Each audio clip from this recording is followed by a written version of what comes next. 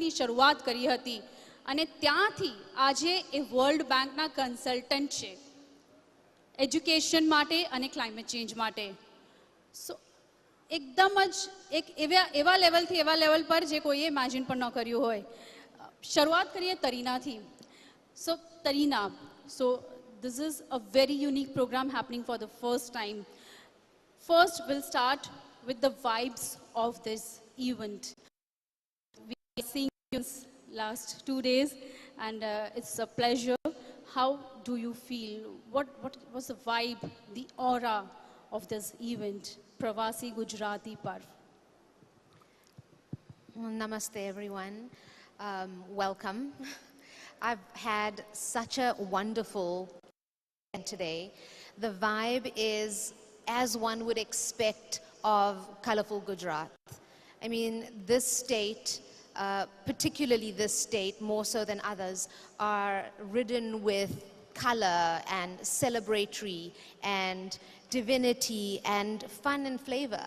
And so this event is an extension of that, is no different from how we do celebrate Gujaratihood. So what do you love about Gujarati and Gujarat? That is a loaded question, and how long do you have? I mean, I could go on about this for the longest time. I am unapologetically Gujarati. It is in my DNA, it runs in my veins. It's in essence who I am. I am South African, I'm 3rd or 4th generation, but I identify as Gujarati. Like Modi ji has said, Atmani Gujarat for Atmani Bharat. And he's really put Gujarati on the map, and I now am able to voice what I've always felt. And so as a South African, having been born and brought up there, the kind of pride that I've always felt for Gujarat and the kind of way I've always lived my life has been that of a traditional Gujarati girl. It's who I carry. I may not traditionally look like that, but that's in essence who I am and what runs in my veins. We'll surely talk about your journey and the challenges that you have faced to reach the level where you are today. While, you know, we talk about Heli now. Heli, તમારી જે journey છે મુંબઈના slums જે એશિયાનું largest slum છે ધારાવી, ત્યાંથી તમે શરૂઆત કરી હતી. તમે કોઈ વખત એવું નહોતું વિચાર્યું કે તમારે કયા લેવલ પર પહોંચવું છે? તમારા જે ઇન્ટેન્શન્સ હતા, તમારી જે વિઝન હતી, એ એટલી દમદાર હતી કે અંડર પ્રિવિલેજ છોકરાઓને, અને એ પણ ધારાવી જેવા સ્લમમાં જઈને એ લોકોના વિશે વિચાર કરવાનો, આ જે તમને વિચારધારા આવી, એ કઈ રીતે આવી? ઇન્સ્પિરેશન એનું ક્યાંથી મળ્યું તમને? Thank you, a question માટે. I'm very delighted. Firstly, thank you for inviting me to this event. અહીંયાની જે એક એનર્જી છે અને વાઇબ્રન્ટ ગુજરાત જે રાઇટલી કહેવાય છે, I think I can feel it. હું લાસ્ટ મંથ જ લંડનથી આવી and I was missing this so much there. Coming to your question, I think before I began my journey in the slums, I started off as an investment banking career.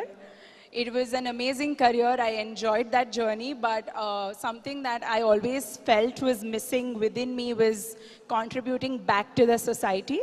And I think those are the values I get from my parents, because when I was a little child as well and I used to go to school, mari mummy mane ek question puchti thi at the end of the day, were you able to help one person in need, or are you a good human being at the end of the day? So I think that question is what struck me every day when I was into this career. I wouldn't say it wasn't rewarding, but I wouldn't say it was immediately rewarding for me. And just one more thing, એટલે હું મારા house helpers અને people around મી જ્યારે હું એમની સાથે વાત કરતી હતી તો હું એમને પૂછતી હતી કે હાઉ આર યોર ચિલ્ડ્રન અને how's the thing in at your house, and one thing that they told me is that the limited income એ લોકો પાસે જે છે એમાં એ લોકો એનું અગર એક ગર્લ ચાઇલ્ડ અને બોય ચાઇલ્ડ હોય, so then they would prefer prioritizing the education of a boy child because he is going to be the successor of the family. And I think I was very disappointing hearing about that. तो मैं कीधु, I am not going to complain. I think that's a harsh reality we are living with. So that's instead of complaining, I might as well start contributing towards it. And that's when I decided to join the social sector. And I just didn't want to keep talking about it, you know, कि वहाँ करूँ चु. I thought I start with the grassroots. I know it's a difficult change to bring, but I wanted to understand the realities from the beginning. So that's where I started from. The best thing about you is આપણે ગઈકાલે પણ ખૂબ જ સારી વાતચીત થયેલી and as we all know કે route સાથે જોડાવું હોવાનું એ ખૂબ જ અગત્યનું છે. પોતાની સંસ્કૃતિની જે ધરોહર છે એને જાળવી રાખવી ખૂબ જરૂરી છે, ચાહે આપણે કેટલાય ઊંચા લેવલ પર પહોંચી જઈએ. એ વસ્તુ તમારામાં કેટલી ઇન્કલ્કેટ થયેલી છે? I think હું મારા રૂટ્સથી, મારા પેરેન્ટ્સથી અને ઇન્ડિયાથી એટલી કનેક્ટેડ છું कि I think the shortest example of that I could give you is I had a chance to go to Washington and work there right now. And the second choice was to work from home. I picked working from home. And I think even today, right now, about half an hour back, there was someone who was asking me, why did you come back? And मैं खाली ये much कीधु कि I was missing home. So I miss every second of living here, and that cannot be taken away from me. And a second aspect of it is I miss the festivals, I miss the diversity this country has, and even Gujarat has. So I make sure I celebrate every bit of it, even if I'm away from home. Oh, that's great. Struggle જે છે તમામ લોકોની જર્નીનો part હોય છે. તમારી વાત કરીએ તરીના તો the struggle that you have gone through, that it's always there, you know, the journey is challenging when you're doing something big. Of course, we have, you know, at some point of time, we all have our own destinations and targets that, yes, we want to achieve this thing. What is that thing that keeps you going, that keeps motivating you each day? So, you know, I'm standing here as one today. I mean, I come to you as one, but I stand as 1,000. I stand on the shoulders of giants, of all my forefathers and foremothers that came before me. So my great-grandfather who left Gujarat and went to South Africa, I mean, you're saying how much you missed home and you wouldn't leave to go to Washington and you missed the festivals and you missed your family. Here's my great-grandfather who left at the tender age of 15 just with an idea, just with the blind ambition that he had for what may lay ahead, for great destiny that he could one day achieve, but nothing but a vision. The kind of sacrifices he made to leave home for foreign land, uncharted territories. And then the kind of life that he created for the next family, bringing his brothers over. And then we look at my paternal grandmother who got married, came from a village called Varnama, not so far from here, at the tender age of 12. Comes to South Africa as a bride, and the kind of legacy she left. I mean, she brought the Swaminarayan movement to South Africa, and so on and so forth. And we go to my father's generation and then mine. So, you know, that's in essence where I come from. And you cannot understand who you are without looking to your past and understanding your roots and understanding and taking, imbibing the very essence of where you come from. So if you look at the trajectory of these generations before me, it's, you know, it's laden with fortitude and resilience and hard work and dedication, but also dreams. And that's who I am today, is I'm a storyteller. And I've got these rich legacy of all my forefathers that led these exciting lives that then create the richness of characters, of stories for me to tell. So while it is a struggle, because that's just the nature of wanting to pioneer new moves, but I always find solace in understanding that I'm never alone. I mean, none of us are alone. We come from this rich heritage, we come from great traditions, and if you just look back a generation or two or three, you'll see the kind of greatness that we all come from. And if you take a bite out of that and you add that and imbibe that and imply in your current life, you'll find that you've got lots to do. These days, you're being much talked about your upcoming recent project with the Netflix. Can we hear more about that? So, in my storytelling, I gravitate towards telling, in inverted commas, important stories. And what I mean by important stories are legacy stories, where you're implementing change, you're implementing a greater effect on society. Because the one thing that my parents always taught us, my brothers and I, was to never look inward, is to always look outward and see how, with the greatness that you've been given, the kind of education we were afforded due to my parents' sacrifices, we were in a slightly more privileged position, and to use that for a greater good. So in using my greater good and using influence, I want to have a greater impact on society with regards to important factors. So coming from apartheid South Africa, where we were considered black and we were under the discrimination of the white government. My parents suffered from that, and it was very painful to watch. They tried to cocoon us from it, but the government and the rules were such that it was incredibly hard. And that kind of stays with you, that kind of psychological and emotional pain and the scars, they can almost last a lifetime. And instead of crying about it, and instead of lamenting what has happened in the past, it's about taking that hurt and using those scars to effect a greater change. So the Collision film that I made, which is on Netflix, please have a look, is a societal, a social and political thriller. It's an entertaining film that talks about important issues in current South Africa. And like that, I have a slate of exciting projects, again, important stories, implementing change for our community. That's wonderful. We wish you good luck for that. Heli, when we reach a certain level, ત્યાં પહોંચીને આપણને એવું લાગે કે આપણે ઘણું બધું મેળવી લીધું છે, કે એક સેટિસ્ફેક્ટરી લેવલ સુધી પહોંચી ગયા છે, અને આપણને એવું લાગે કે હવે સમય આવ્યો છે જે સમાજથી આપણને મળ્યું છે એ ફરી દેવાનું. એમાં પણ તમે કંઈ યુનિક કરી રહ્યા છો, જણાવો તમામ લોકોને. સોરી, તમે થોડું ઇલેબોરેટ કરશો?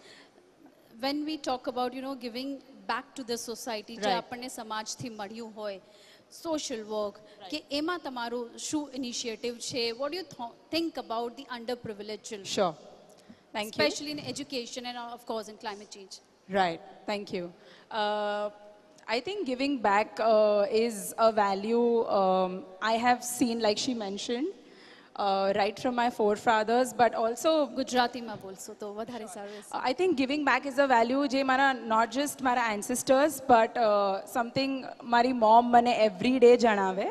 And that does not mean you have to give 50% of your wealth. That just means if you're having one full meal, you can even give a small piece of bread to someone. That does not mean, and I think people perceive કે giving back always means કે તમે બહુ મોટું કંઈક આપો, then that is something significant. So I think I started with philanthropy જ્યારે હું LSCમાં હતી, but also before that, during COVID, we did make some, અમે donations આપ્યા હતા. At LSC, in terms of philanthropy, and અત્યારે હું Bill and Melinda Gates Foundation સાથે છું, એ લોકોના education projects માટે. તો મારું જે રોલ રહે છે એમાં એ એમ રહે છે કે આપણે જે students, meritorious students in need of financial aid હોય છે, how can we make sure કે એ લોકો એનું એમ્બિશન અચીવ કરે, and money should not be the factor that should be stopping them from achieving what they want. So that's wonderful. તમે તમારી બંનેની જે ઇમેજ છે એક રોલ મોડલની ઇમેજ છે તમામ લોકો માટે. અમારી સાથે જોડાવા બદલ અને પોતાની જર્ની અને એક્સપિરિયન્સ શેર કરવા બદલ ખૂબ ખૂબ આભાર. TV9ના મંચ પર જે પ્રવાસી ગુજરાતી પર્વ છે, આના માધ્યમથી ઘણા લોકો સાથે કનેક્ટ કરવાનો અને એકબીજાને જાણવાનો મોકો મળ્યો છે. સો this is a wonderful opportunity for everyone, and thank you so much for joining us. Thank you for having me. Yeah, thanks Ellie.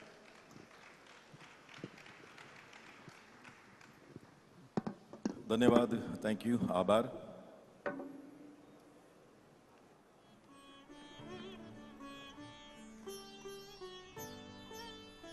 હવે પછીની જે સેશન છે એને માટે હું એવા બે વ્યક્તિત્વોને મંચ પર નિમંત્રણ આપી રહ્યો છું, જે બંને વ્યક્તિત્વો ભારતની ગુજરાતની નારી શક્તિ અને એના વિશે સંવાદ કરવા માટે પૂરેપૂરા સક્ષમ છે એમના સમગ્ર જીવનમાં. આપણા સૌના લોકલાડીલા લેખિકા વક્તા કાજલ ઓઝા વૈદ્યને હું સાદર મંચ પર પધારવા માટે વિનંતી કરું છું આ સંવાદ કરવા માટે. અને એની સાથે સાથે જ આપણા ગુજરાતી હિન્દી ફિલ્મોના લોકપ્રિય અભિનેત્રી માનનીય અરુણાબેન ઈરાનીને સાદર વિનંતી કરું કે આપ મંચ પર પધારશો. જોરદાર તાળીઓ સાથે આ બંનેને આપણે આવકારીએ. મિત્રો, અભિનય જગતમાં અને કલા જગતમાં આ બંનેનું એવું મહત્વનું પ્રદાન રહ્યું છે. બંને સ્વયં પોતાની ઓળખ છે અને એ બંનેના સંવાદમાંથી મને ને તમને ઘણું બધું વૈચારિક બળ પ્રાપ્ત થવાનું છે. તો હવે કોઈ જ લાંબી ભૂમિકા વિના હું વિનંતી કરું કાજલબહેનને, અને સંવાદ કરશે તેઓ અરુણાબેન સાથે, અરુણા ઈરાની સાથે Kajal Oza. Hello hello hello.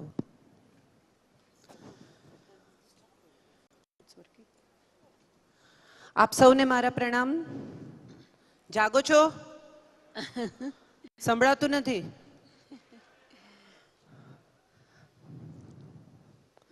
છેક ક્યાંથી તમે અમદાવાદ આવ્યા છો? તમારી પ્રેઝન્સ તો નોંધાવો. જાગો છો કે નહીં? હા, કારણ કે એમને તો તાળીઓ જ સાંભળવાની આદત છે, એટલે જોરદાર તાળીઓ નહીં સાંભળે ત્યાં સુધી તો એ તમારી સામે જ નહીં જુએ.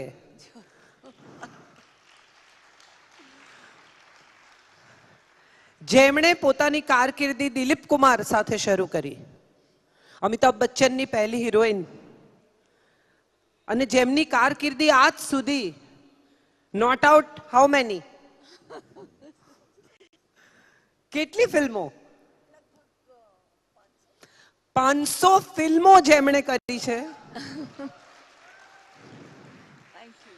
મનોજ કુમાર, દિલીપ કુમાર, રાજ કપૂર, એક પણ એવા દિગ્દર્શક નહીં હોય કે જેમની સાથે અરુણાબેને કામ નહીં કર્યું હોય.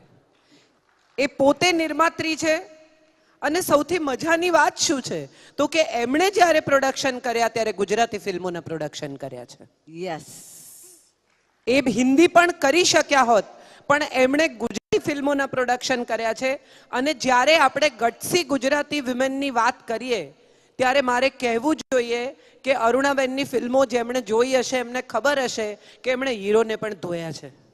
Thank you, thank you.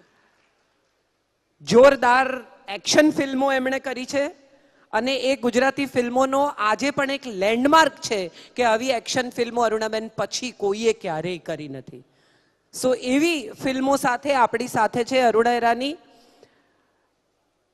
લોકોને લાગે કે એક અભિનેત્રી હશે, સવારના પરમાં ઉઠીને તૈયાર થઈને નીકળી જતા હશે, એક સ્પોટ બોય હશે, એક આસિસ્ટન્ટ હશે, એક ફલાણું હશે, એક ડ્રાઈવર હશે.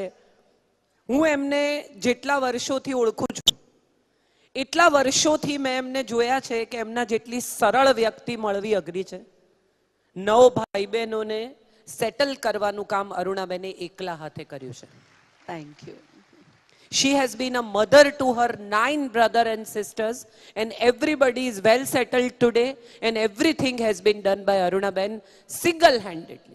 એક સ્ત્રી આજે ક્યાં પહોંચી શકે ને શું કરી શકે એનો એ દાખલો છે. Thank you. મારાથી કેટલા વર્ષ મોટા છે નહીં કહું, પણ મારાથી નાના દેખાય છે એવું તો તમે સ્વીકારી જ લો. કેમ નહીં કહો? ના, મારાથી કેટલા વર્ષ મોટા છે એની ચર્ચા નહીં કરીએ, પણ મારાથી નાના દેખાય છે એ જોઈ લો. મેં આવતાની સાથે એમને પૂછ્યું, મેં કીધું શું કરો છો મને પણ કહો, તો મને કહે છે હું એકલામાં કહીશ. એવા અરુણાબેનને આજે સૌથી પહેલો સવાલ મારે એ પૂછવો છે તમારા સૌ વતી કે કેવું લાગે છે પ્રવાસી ભારતીય આટલા બધા દુનિયાભરના ગુજરાતીઓની વચ્ચે જ્યારે તમે છો ત્યારે શું કહેશો? બહુ જ સારું લાગે છે. આપણા ગુજરાતીઓ, મને તો એવું લાગે છે કે આપણા ગુજરાતીઓ આજે જ્યાં જ્યાં જઈને ક્યાં ક્યાં વસીને એ લોકોએ વસાવ્યું છે, આજે ત્યાંના લોકોને જો આપણે નોકરીને બધું આપતા હોઈએ તો ઇમેજિન અમે ગુજરાતીઓ શું છીએ. How wonderful. તમારા એવા પ્રસંગો, તમે એક જે સરસ દિલીપ કુમાર સાથે તમારે કેવી રીતે પસંદગી થઈ ગંગા જમનામાં, એ વાત તમે કરેલી, આજે આપણે બધાની સાથે શેર કરીએ. અચ્છા, હું 9 વર્ષની હતી તો અમારી બિલ્ડિંગમાંથી બધા છોકરાઓ એ લોકો લઈ ગયા કે દિલીપ સાહેબને છે ને, એ જમાનામાં તો આવું જ હતું ને કે ટિપિકલ એવું નહોતું કે જ્યાં તમે જઈને લઈ આવતા છોકરાઓને, બિલ્ડિંગમાંથી જ બધાને ઉચકીને ગયા.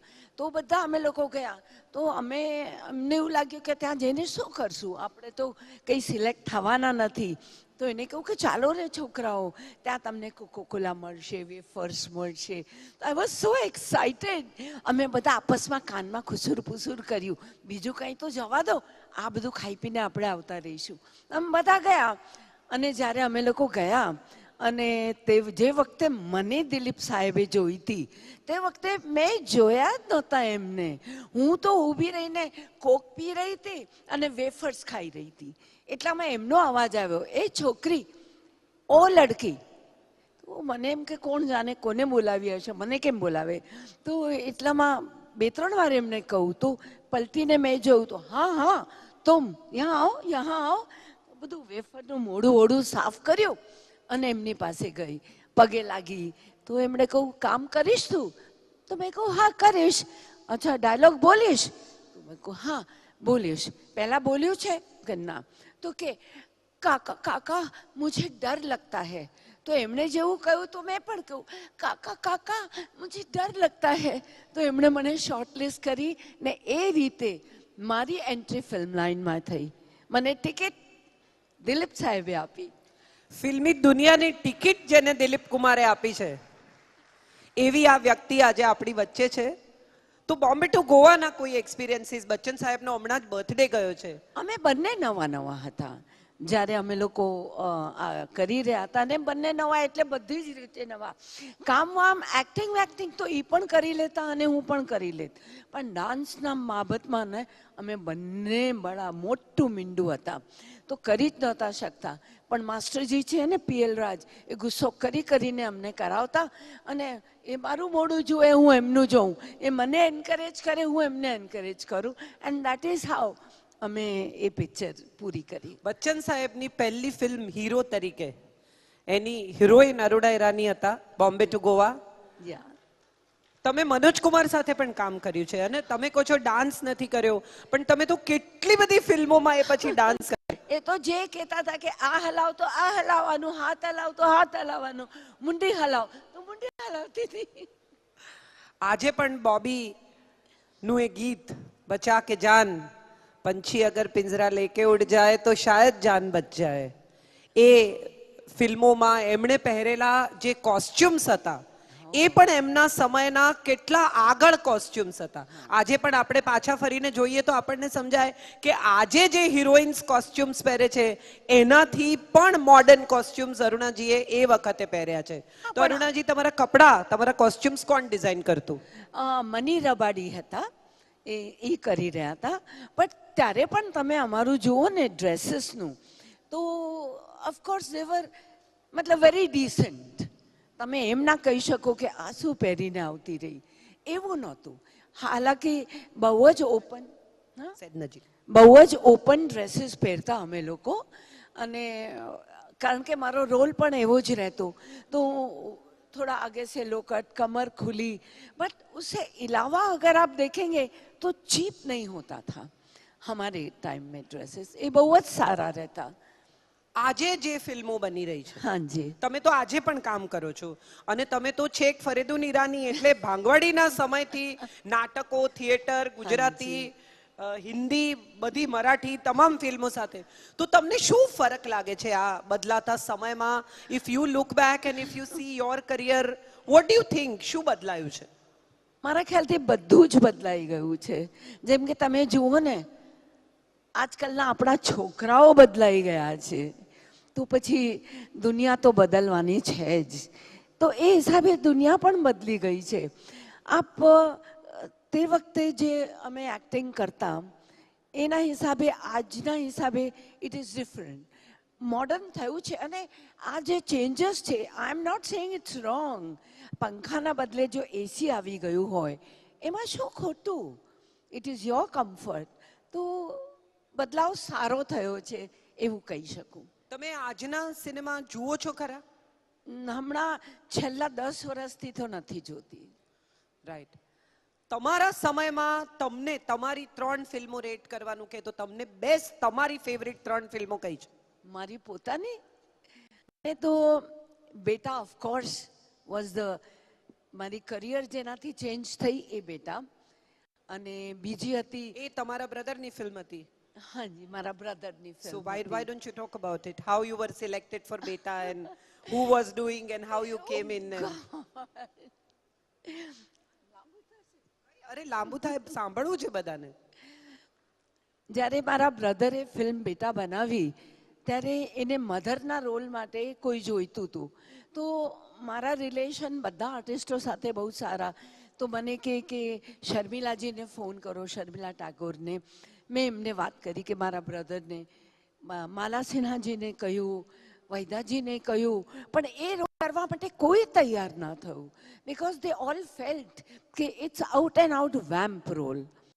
તો મારી પાસે એક દિવસે આવ્યો, એને એવું લાગ્યું કે જ્યાં સુધી માં સિલેક્ટ થાય છે આપણે કામ કરીએ, બીજા લોકોનું કામ શરૂ કરીએ.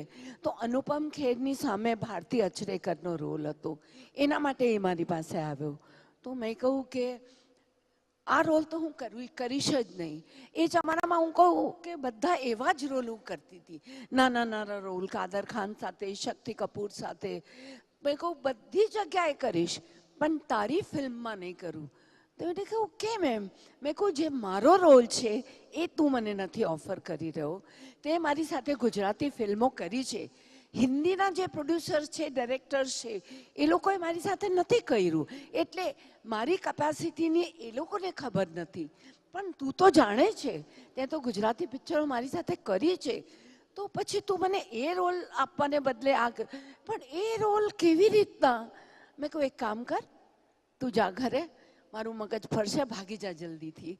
તો એને મેં જતો કર્યો, કારણ કે મને કોઈ મળવા પણ આવી ગયું હતું. પછી નેક્સ્ટ ડે એ પાછો મારી પાસે આવ્યો અને મને કે અરુણાબેન मैंने बहुत सोचा. मैं बोली हाँ बोलो. तो वही के माँ का रोल वाकई आप बहुत अच्छा करोगे. મને એકદમ રડવું આવી ગયું, એકદમ રડી પડી. મેં કહું ચાલ ચાલ, મેં તને કહું, મેં તને ગુસ્સો કર્યો એટલા માટે તું મને કહે છે કે આ રોલ તમે કરી લો. કે ના ના બેન, તમને મળ્યા પછી હું સીધો શબાના આઝમી અને જાવેદ સાહેબ પાસે ગયો. તો એમણે કહ્યું કે ખરેખર આ રોલ અરુણાબેનનો છે. એન્ડ હી કેમ back to me and that's how I did this. અને એમાં જે એક્સપ્રેશન મારે આપવા હતા એ એક્સપ્રેશન મારે ઓટોમેટિક હતા. એ ડિરેક્ટર હતો, મારી સામે ઊભો રહેતો અને મને કહેતો કે આપ એવા એક્સપ્રેશન મને જોઈએ કે જેમાં કે હું બધાને આમ કરી દઈશ. તો મને એના પર જ ગુસ્સો આવતો. મને એવું લાગતું કે આખી દુનિયાને હું પણ બતાડીશ કે I can do anything and everything. This is what gutsy Gujarati woman is all about. Yes. I can do anything and everything. આમ પણ અરુણાબેનનો ગુસ્સો સહેજ વધારે જ છે. હા છે હો. એટલે હું ને અરુણાબેન બહુ જેલ એટલા માટે થઈએ છે કે અમને કોઈ જલ્દી છેડે નહીં. સેટ પર બી આ લોકો બેનને બોલાવા જાય તો બેનની બહારથી ટકોરા મારે કે મેમ શોટ રેડી છે, અને અંદરથી જો એમ કે હા આવું છું તો બરાબર છે ને કે આતી હું, તો બધા ત્યાંથી ભાગી જાય.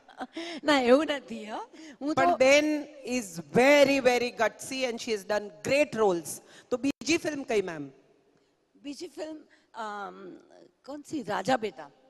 રાજા બેટા.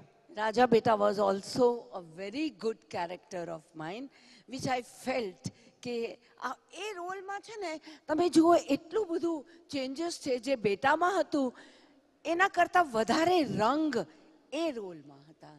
અને ત્રીજી હવે કારવા તો છે જ. Carvaan, what a wonderful film it was. તમે પ્રોડક્શનમાં ગુજરાતી ફિલ્મો પ્રોડ્યુસ કરવાનું કેમ નક્કી કર્યું? તમે તો હિન્દી પણ કરી શકતા હતા. હા તે વખતે તો હું કરી જ શકતે કે ભાઈ બધા આર્ટિસ્ટોને જાણતી હતી. આઈ કુડ હેવ, પણ મને એવું લાગતું હતું કે નહીં, મને મારી ગુજરાતી ફિલ્મો કરવી છે. ગુજરાત પ્રત્યે મારે ઘણું લેવું છે અને ઘણું દેવું છે. તો આઈ should do only and only Gujarati film. અને આ સ્ટન્ટ ફિલ્મો કરવાનો વિચાર ક્યાંથી આવ્યો? કયો સ્ટન્ટ? જેટલી ગુજરાતીમાં તમે કરી એ બધી સ્ટન્ટ ફિલ્મો કરી. એ સ્ટન્ટ નહોતી. ઇટ વોઝ લાઈક જૈસે ગટ્સી વુમન. Gutsy woman. ગુજરાતમાં એ વખતે બહુ આમ શાય અને એવી ટાઈપની હિરોઈનો રહેતી. તો આમાં મેં પહેલું ટ્રાય કર્યું કંચન અને ગંગામાં, જેમાં સીતા અને ગીતા બંને ટાઈપના રોલ હતા.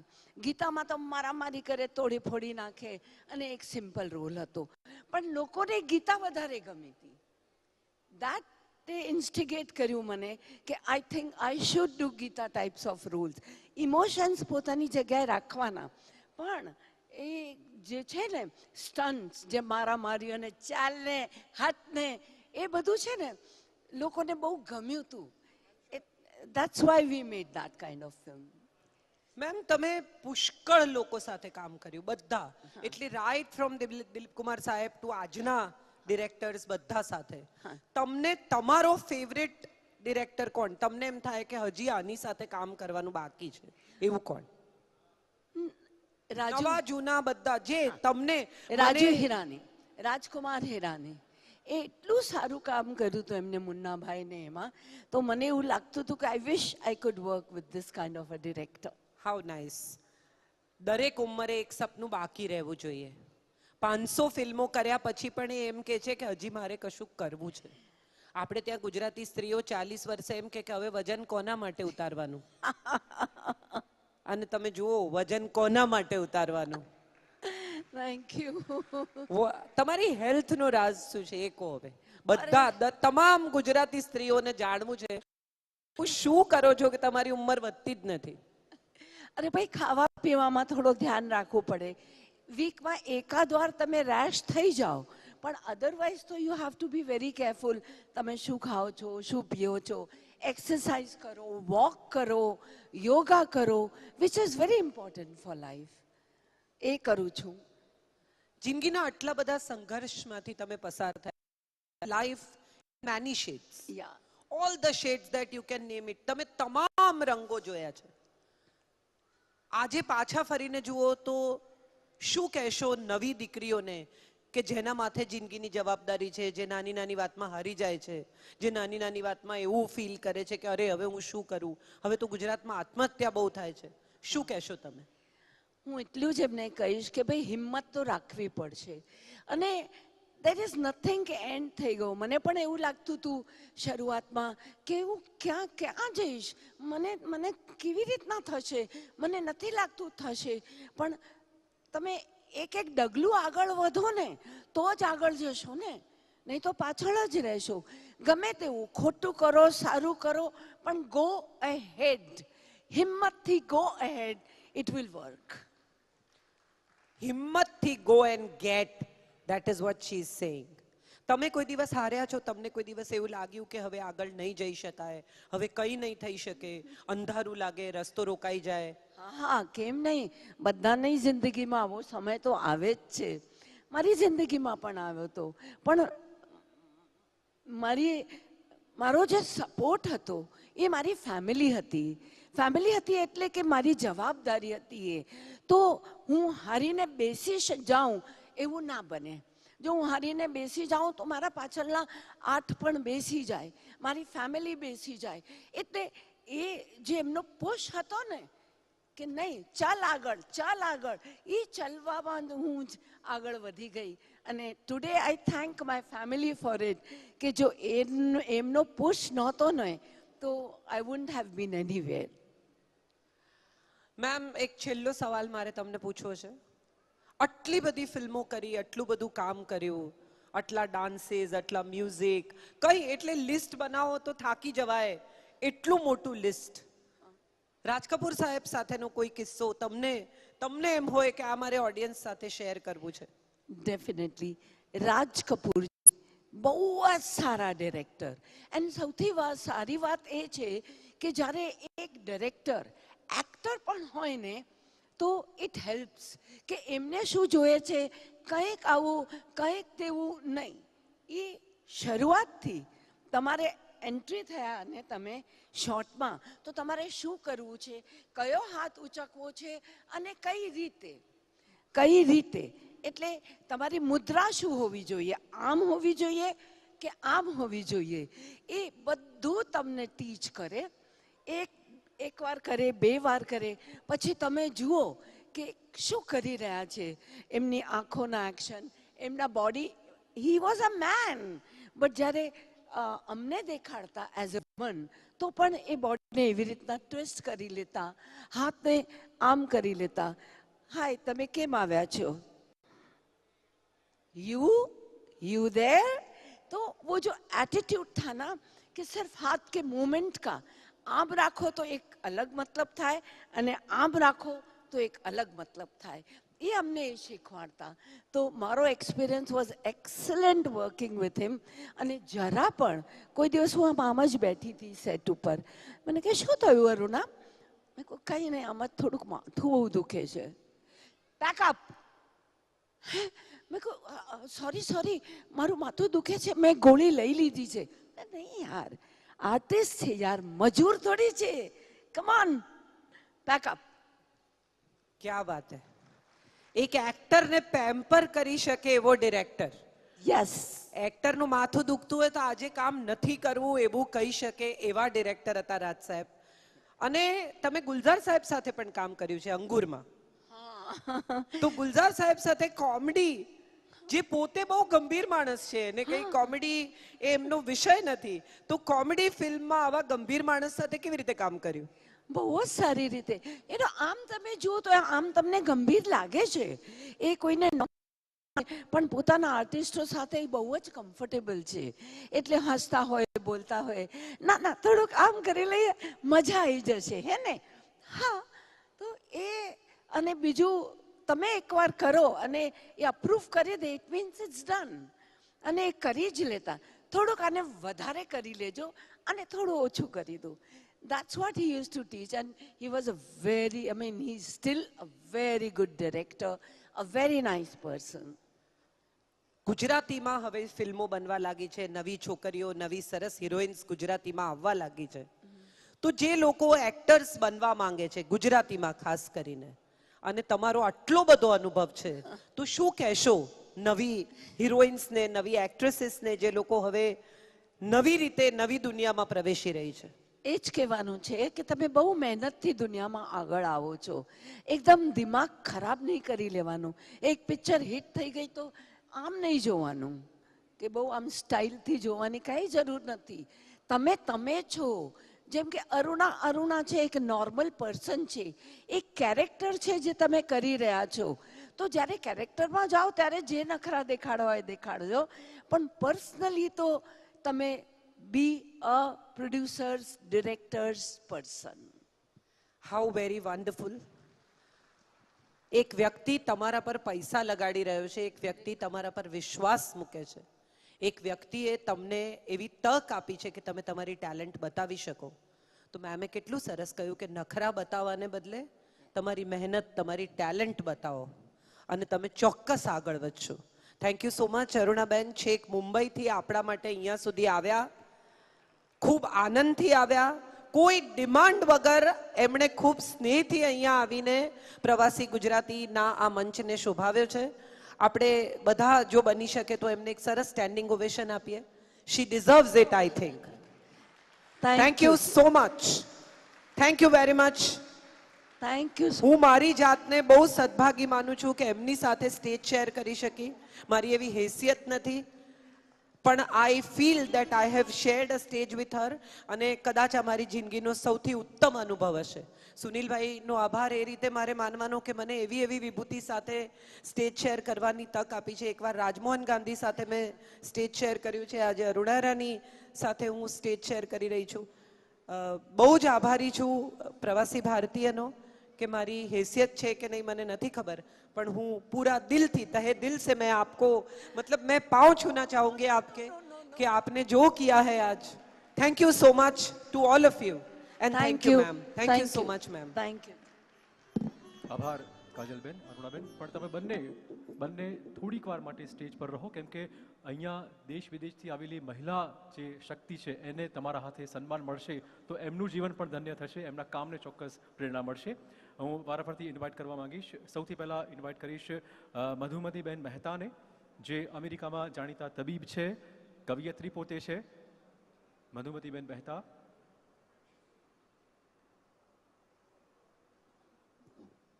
મધુમતીબેન એક ડૉક્ટર છે અને બહુ જ અદ્ભુત વ્યક્તિ છે, સાધક છે.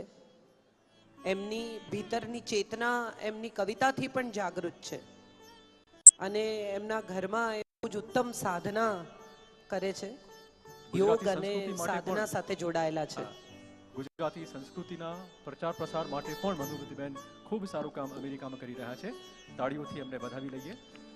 મધુમતીબેન મહેતાનું સન્માન કરશે કાજલબેન અને અરુણાબેન. Many congratulations મધુમતીબેન. અને હવે આમંત્રિત કરીશ ચેતના દેસાઈને. ચેતનાબેન દેસાઈ, આપ આવો અને આપનું સન્માન સ્વીકારો. એ સામાજિક કાર્યકર્તા છે ચેતનાબેન દેસાઈ. તાળીઓથી વધાવી લઈએ.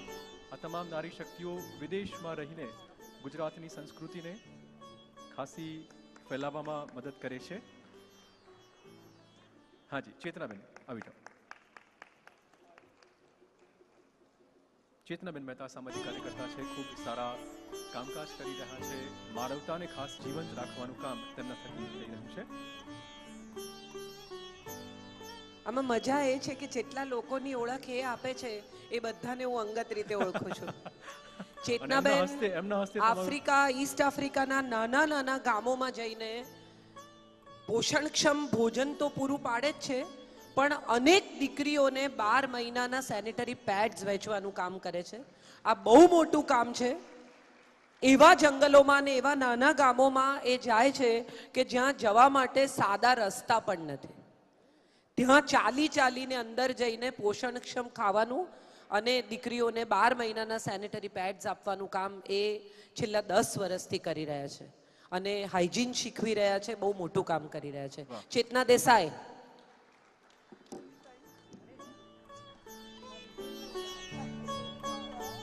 કોંગ્રેચ્યુલેશન. અને હવે આમંત્રિત કરીશ ચંદ્રિકા ગઢવી અને કકન ગઢવી, ફાઉન્ડર છે સીકેજી ઇન્ટરનેશનલના. ચંદ્રિકાબેન આપ આવો. એક ઉદ્યોગ સાહસિક તરીકે ખૂબ સારી નામના તેમના ક્ષેત્રમાં ચંદ્રિકાબેન ગઢવી પારકી ધરતી પર આટલું પ્રસાર કરવો પોતાના બિઝનેસને એક ખરેખર એક મોટો પડકાર હોય છે. તેવામાં ચંદ્રિકાબેન ગઢવી ખૂબ સારું કામ કરી રહ્યા છે. સીકેજી ઇન્ટરનેશનલ તેમની કંપની. કોંગ્રેચ્યુલેશન. અને હવે વધુ એક લંડનથી મહેમાન આવ્યા છે, કૃષ્ણા પૂજારા. તેમને બોલાવીશ. તે પોતે લંડનમાં સામાજિક કાર્યકર્તા છે. એમના થકી અનેક પ્રિવિલેજ લોકોને ખૂબ સારી સેવા તે કરી રહ્યા છે. કૃષ્ણા પૂજારા લંડનથી ખાસ પધાર્યા છે. તાળીઓથી સ્વાગત કરીએ કૃષ્ણા પૂજારા. સામાજિક ક્ષેત્રે લંડનમાં કામ કરવું, ત્યાંના લોકોની વેદનાને જાણવી એક ખૂબ મોટી વાત છે.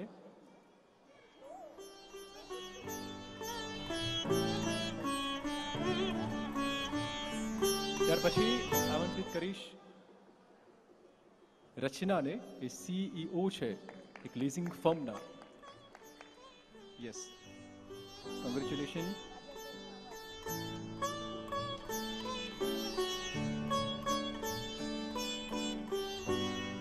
આપણી વચ્ચે હવે જે હસ્તી હાજર થવાની છે તે રચના. ન્યુઝીલેન્ડના PMએ પણ તેમને ખાસ સન્માન આપ્યું છે. CEO છે એક લીઝિંગ ફર્મના. અપાવો અને સન્માન સ્વીકારો.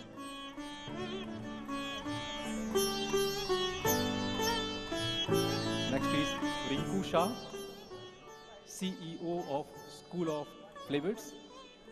અને પાછલા 5 વર્ષથી તે ટેસ્ટ ઓફ ઇન્ડિયા ફેસ્ટિવલ કરી રહ્યા છે. Rinku Shah, please come on the stage.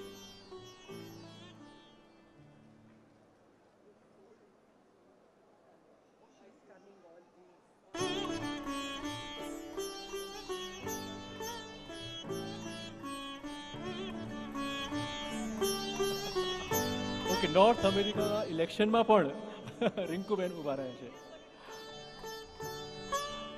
Congratulation Rinkuben.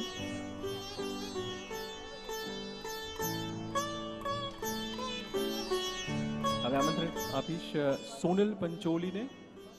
દુબઈમાં કાઇટ ફેસ્ટિવલ છેલ્લા 5 વર્ષથી જે કરી રહ્યા છે તે સોનલબેન પંચોલી.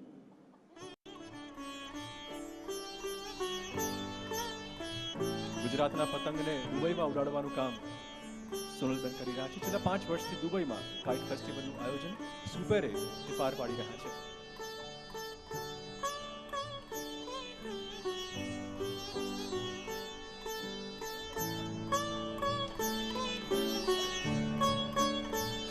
ત્યાર પછી આમંત્રણ આપીશ કેપ્ટન સ્વાતિને. કેપ્ટન સ્વાતિ પહેલા એવા મહિલા સિવિલ પાયલટ કે જેમણે રેસ્ક્યુ ફ્લાઇટ ઓપરેટ કરી. Captain Swati.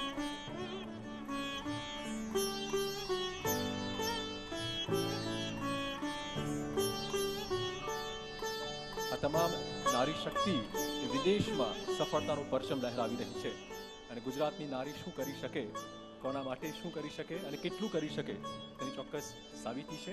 Congratulation captain Swati. Yes, captain Swati પહેલા એવા મહિલા સિવિલ પાયલટ કે જેમણે રેસ્ક્યુ ફ્લાઇટ ઓપરેટ કરી અને 263 વિદ્યાર્થીઓના જીવ તેમણે બચાવ્યા. ખૂબ તાળીઓથી સ્વાગત કરીએ તેમનું. કોંગ્રેચ્યુલેશન.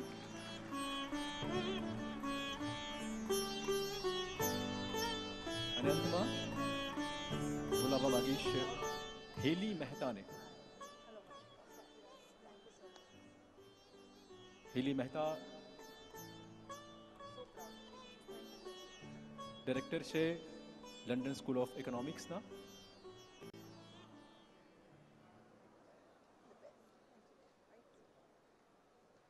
હેલીબેન જે છે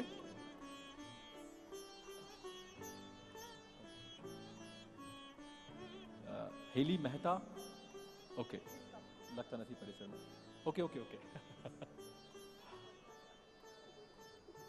હેલી મહેતા વર્લ્ડ બેંકના સલાહકાર છે, એડવાઇઝર છે, વર્લ્ડ બેંકને એડવાઇઝ આપે છે, ડાયરેક્ટર છે લંડન સ્કૂલ ઓફ ઇકોનોમિક્સના. હેલી મહેતા, ખૂબ ખૂબ સન્માન આપનું અને તાળીઓના ગડગડાટ સાથે આ તમામ નારી શક્તિઓને આપણે વધાવી લઈએ.